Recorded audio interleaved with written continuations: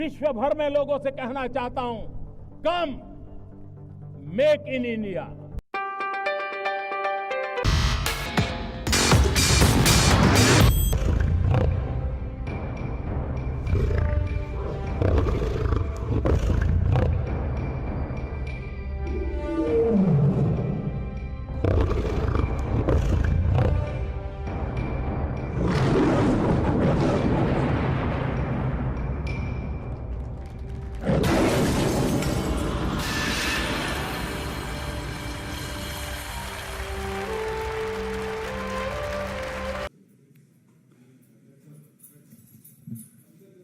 सभी पत्रकार बंधुओं को नमस्कार एवं सभी नागरिकों को रक्षाबंधन की शुभकामनाएं। जैसे हम लोग देखा पा रहे हैं, क्या आज की राजनीति बना दी गई है विपक्ष द्वारा। एक तरफ प्रधानमंत्री जी ने कहा है भ्रष्टाचार क्विट इंडिया, भ्रष्टाचार के खिलाफ कार्रवाई हो रही है। पूरा देश देख रहा है कि इंडिया में ईमानदार सरकार है और इसी से घमंडिया परेशान है। अगर ईडी सीबीआई ईमानदार है तो घमंडिया दागदार है और अराजक अपराध पार्टी पापी आप, जो कि कट्टर ईमानदार का सर्टिफिकेट बांटती थी, आज उनकी हालत यह हो गई है कि वो घबराए हुए हैं कि जो शराब घोटाले के किंगपिन हैं वो भी कहीं जेल की सलाखों के पीछे ना हो। किंगपिन मतलब पापी अरविंद केजरीवाल। एक प्रेस वार्ता कल करी गई, ये पापी आपके नेता संजय सिंह जी ने करी थी। संजय सिंह जी ने जो बातें कही तो ऐसा प्रतीत हुआ कि अरविंद केजरीवाल जी घबराए हुए कह रहे हैं मुझे बचा लो संजय, मुझे जेल नहीं जाना है। मनीष सिसोदिया जिनको कट्टर ईमानदार बताते थे वो कट्टर बेईमान निकले। 6 महीने हो गए, 6 महीने कट्टर बेईमान पापी मनीष सिसोदिया जो उप मुख्यमंत्री थे उनकी बेल नहीं हो पाई है। एक प्रकरण सामने आया जिसमें कुछ लोग और एक ईडी के अधिकारी भी थे, वो भूल गए कि उनकी जिम्मेदारी क्या है, उनका कर्तव्य क्या है और गलत कृत्य कर रहे थे। रिश्वत दी जा रही थी एक आरोपी द्वारा। संजय सिंह जी बाहर निकले, उन्होंने कहा तथाकथित मनगढ़ंत काल्पनिक घोटाला। तो सबसे पहले तो सवाल अरविंद केजरीवाल जी आपसे यह है कि कम से कम अगर किसी वरिष्ठ नेता को भेजें तो तैयारी करवा के भेजिए। अगर तथाकथित मनगढ़ंत और काल्पनिक घोटाला है तो हम ये जानना चाहते हैं ऐसा क्यों हुआ। 26 फरवरी 2023 को मनीष सिसोदिया गिरफ्तार होते हैं, 2 दिन में सर्वोच्च न्यायालय पहुंच जाते हैं। जब वो सर्वोच्च न्यायालय जाते हैं, ये आदेश है, प्रमाण, वो कहते हैं ये सारे जितने चार्जेस हैं ये राजनीतिक द्वेष से लगाए गए हैं, इनको निरस्त करिए। सर्वोच्च न्यायालय कहता है नहीं, हम नहीं करेंगे। ये 28 फरवरी 2023 का ऑर्डर है। और यह भी सत्य है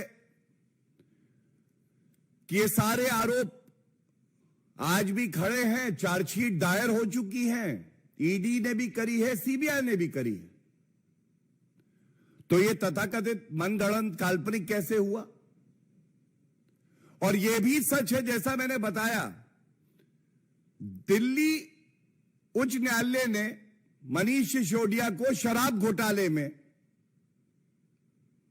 बेल नहीं दी। सर्वोच्च न्यायालय में भी बेल अभी लंबित है, 4 सितंबर को आ रही है, अगर तिथि मुझे सही याद है। और अच्छा है कि संजय सिंह पेशे से अधिवक्ता और वकील नहीं है, क्योंकि जिसकी पैरवी वो करने आए थे उसी का केस खराब कर रहे थे। मैं आपको कुछ तथ्य बताता हूं। सबसे पहले संजय सिंह जी, ये बताइए, ये जो पूरा ट्रांजैक्शन लेन देन रिश्वत का है, इसमें जो अरेस्ट हुई हैं, ये अरेस्ट तो सीबीआई ने करी है। तो इसका मतलब ईडी और सीबीआई अच्छा तालमेल दिखा के कार्य कर रही हैं, और कोई भी किसी भी भ्रष्टाचार के मुकदमे में अगर हस्तक्षेप करने का प्रयास करता है या दबाव बनाने का प्रयास करता है तो उसकी जगह जेल की सलाखों के पीछे हो जाती है। दूसरी बात, यह तो आपके लिए चिंताजनक है कि घूस एक आरोपी देने के लिए आगे आता है और वो घूस देने वाला भी अरेस्ट होता है और वो अधिकारी भी अरेस्ट होता है, लेकिन आरोपी तो मनीष सिसोदिया भी है।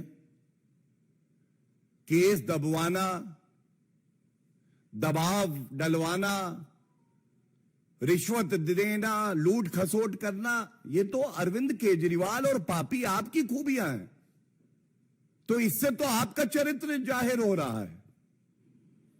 तीसरी बड़ी बात जो ये दिखाती है कैसे वर्तमान सरकार में जांच एजेंसियां अपना काम कर पा रही हैं, यह सर्वविदित है कि ये जो रिश्वत दी जा रही थी, ये इसलिए दी जा रही थी कि एक एक्यूज्ड है अमन धल, इनकी गिरफ्तारी रुक जाए। लेकिन ये क्या हुआ संजय सिंह जी, 1 मार्च 2023 वो व्यक्ति गिरफ्तार हो जाता है। इसका मतलब ये तो हमारे देश के लिए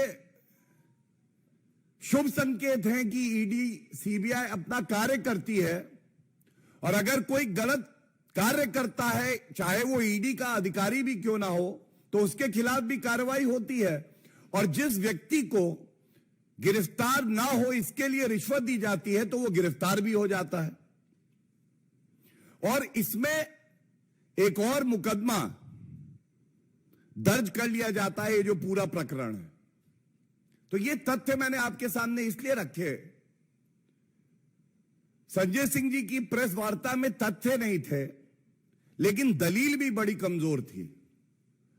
और अगर अरविंद केजरीवाल की पैरवी संजय सिंह करेंगे तो जनता जो कह रही है मनीष सिसोदिया तो झांकी है, अरविंद केजरीवाल अभी बाकी है, ये कहीं सच ना हो जाए। जांच एजेंसी अपना काम करती रहेंगी। इसके अलावा यह बताना भी जरूरी है, आप देखिए घमंडिया के ये जो सदस्य हैं इतने बड़े भ्रष्टाचारी हैं कि कल प्रेस वार्ता में कहा सिर्फ 2 करोड़ 14 लाख रुपए नगद, 1 करोड़ 90 लाख की ज्वेलरी यह बरामद हुई। सिर्फ एक तरफ देश की जनता है, ईमानदार सरकार है केंद्र में जो कहती है 1 रुपए की चोरी, 1 रुपए का भ्रष्टाचार जनता की गाड़ी कमाई से बहुत बड़ा अपराध है। दूसरी तरफ कट्टर बेईमान पापी आपके संजय सिंह, अरविंद केजरीवाल कहते हैं 4 करोड़ थोड़ा सा ही तो है, 4 करोड़ इसको नजरअंदाज कर दीजिए। ये जनता देख रही है। अपने लिए शीश महल बनाओगे, जनता अंदर जा नहीं सकती है। और 4 करोड़ जब एक ईमानदार जांच एजेंसी कार्रवाई करती है, केवल इस प्रकरण में जब्त किए जाते हैं, तो आप कहते हैं केवल 4 करोड़ है। लेकिन इसके साथ यह भी जानकारी दे दे कि पढ़ाई लिखाई में संजय सिंह जी थोड़ा कम विश्वास रखते हैं। उनको यह जानकारी भी होनी चाहिए, ये जो आरोपी है चार्टर्ड अकाउंटेंट, इसमें 2 करोड़ 20 लाख नगद, करीब करीब 1 करोड़ 90 लाख की ज्वेलरी और साथ में 2 करोड़ 26 लाख रुपए जो बैंक अकाउंट में थे वो भी सीज किया गया। तो इसका जिक्र संजय सिंह जी करना भूल जाते हैं। और आज ये सवाल इस मंच से पूछा जाना चाहिए,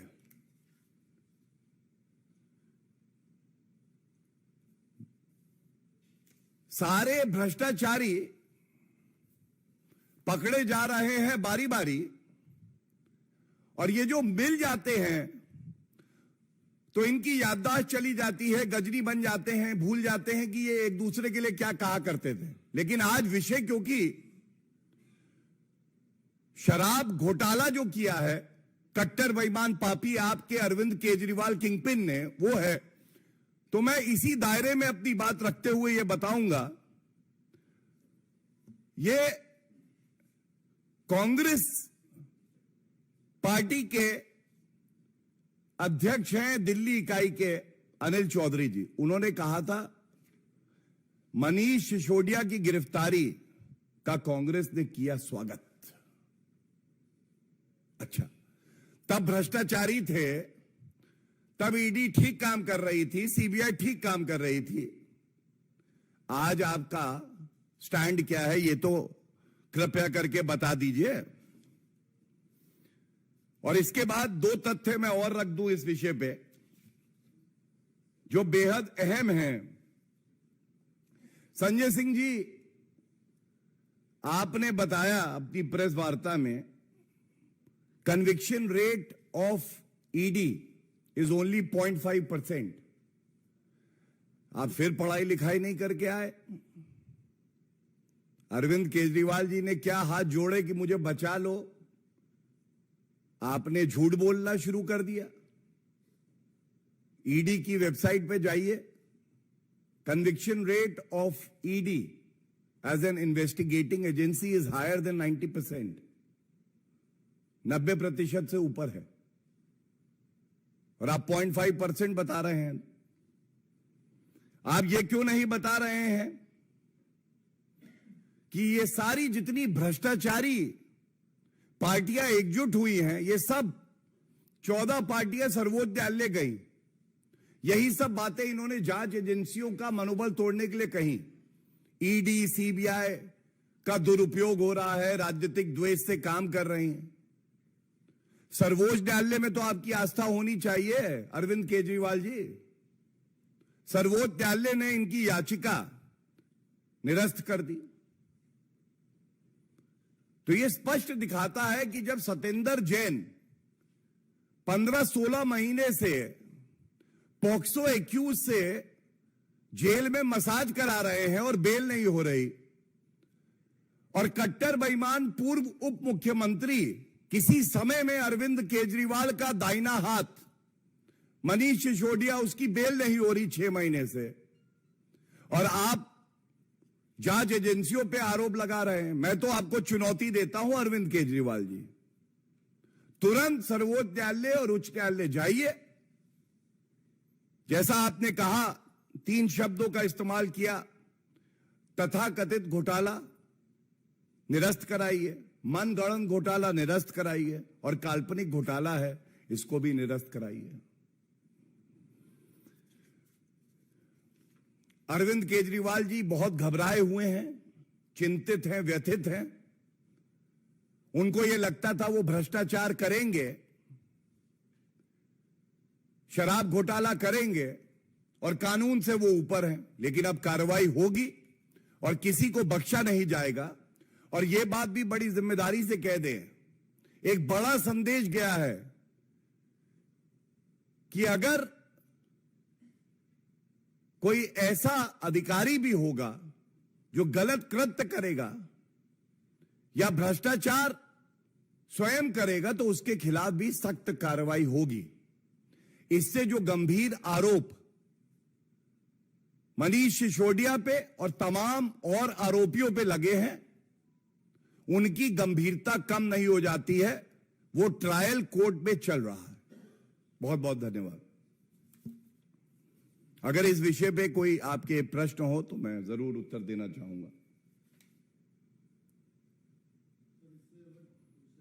इस पे अगर पहले है तो पूछ लें, अगर इस पे कोई प्रश्न नहीं है तो फिर एनी क्वेश्चन ऑन दिस? हाँ,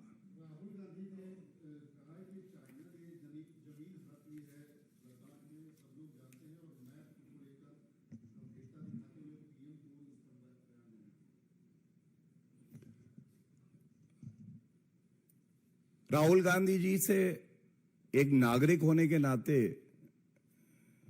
इतनी ही गुजारिश है,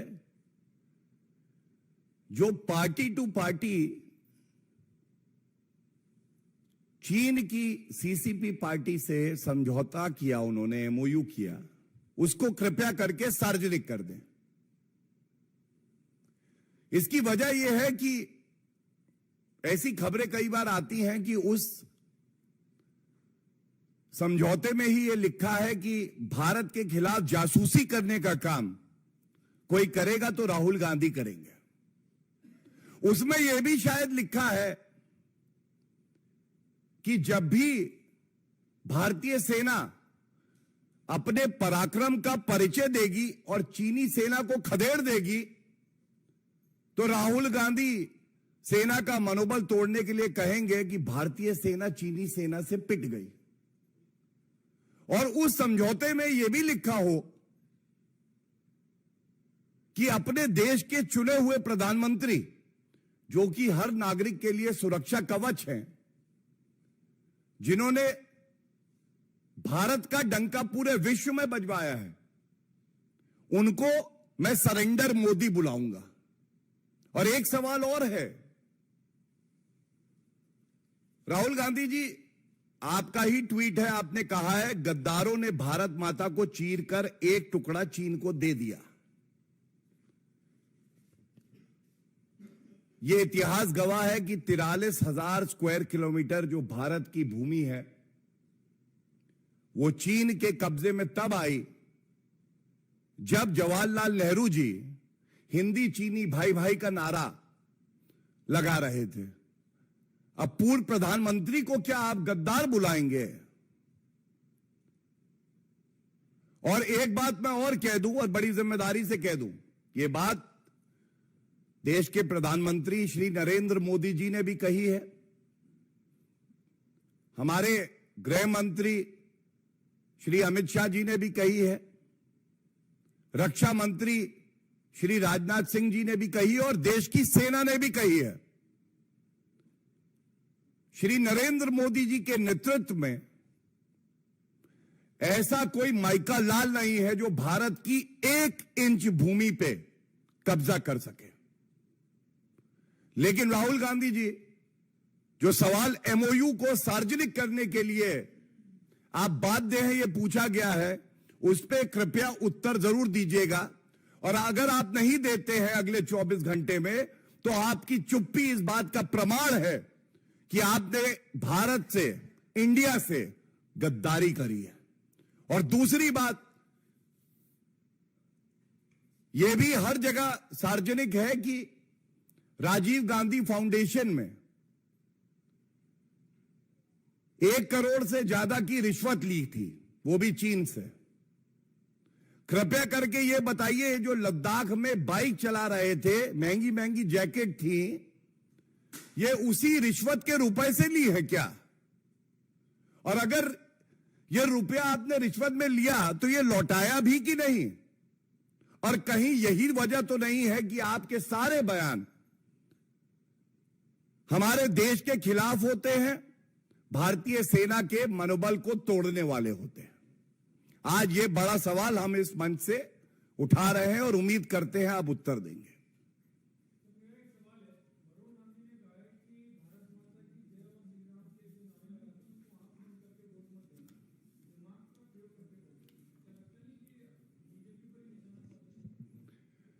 मैं इतना ही कहूंगा कि जो भारत के वोटर हैं वो बहुत समझदार हैं, उनका दिमाग भी खुला है, आंखें भी खुली हैं, कान भी खुले हैं और सही वक्त आने पे वो जवाब देना भी जानते हैं।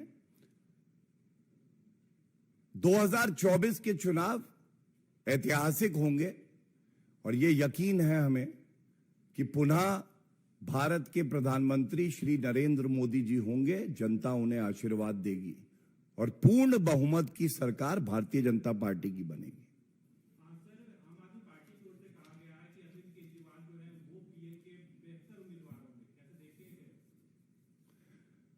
देखिए, घमंडिया में परेशानी ये है, मिल बैठे हैं जुगनू सारे, ऐलान ये है आओ सूरज को हटाया जाए। और घमंडिया में एक और दिक्कत है, हर व्यक्ति मुंगेरी लाल के हसीन सपने देख के प्रधानमंत्री पद का उम्मीदवार तो है, लेकिन प्रधानमंत्री पद के अनुरूप उसकी योग्यता नहीं है। वहां अलग अलग कॉम्बिनेशन है। अगर आप अरविंद केजरीवाल की बात करें, पापी आपके, तो भ्रष्टाचारी नंबर 1, तुष्टीकरण फुल। इसी तरह से लोग कह रहे थे कांग्रेस पार्टी के राहुल गांधी वो चेहरा है। राहुल गांधी तो वो प्रोडक्ट है जो लॉन्च ही नहीं हुआ। वंशवादी राहुल गांधी, बेल पे बाहर भ्रष्टाचारी राहुल गांधी, तुष्टीकरण और चुनावी हिंदू बन जाना नंबर 1। इसी तरह से ये सारे जो दोष हैं आपको घमंडिया के हर नेता में मिल जाएंगे, लेकिन जनता ने मन बना लिया है। जनता जो है वो भारतीय जनता पार्टी और एनडीए के साथ है, श्री नरेंद्र मोदी जी को आशीर्वाद देगी और पुनः 303 सीटों से ज्यादा भाजपा की अकेले आएंगे।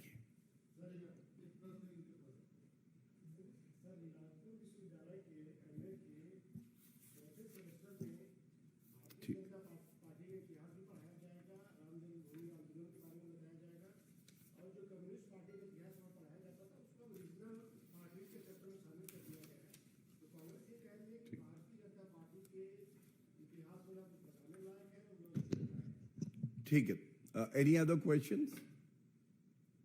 Thank you so much for coming.